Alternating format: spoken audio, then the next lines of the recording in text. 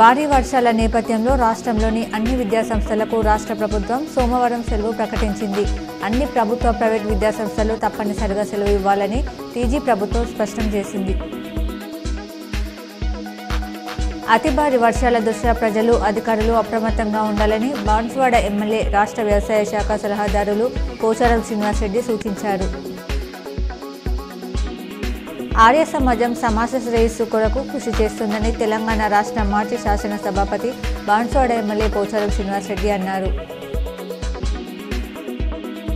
Red alert నేపథ్యంలో కలెక్టరేట్లో control room ఏర్పాటు చేశామని జిల్లా కలెక్టర్ రాజీవ్ గాంధీ హనుమంతు తెలిపారు.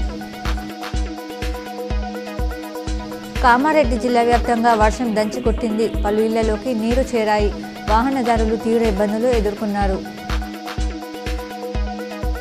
అత్యాధునిక సాంకేతిక పరికరాలతో తక్కువ మెయింటెనెన్స్తో రైతుల ముంగిటకు మల్టీ క్రాప్ ట్రాక్ హార్వెస్టర్ను అందుబాటులోకి తెచ్చామని కంపెనీ సీఈఓ సైఫుద్దీన్ తెలిపారు.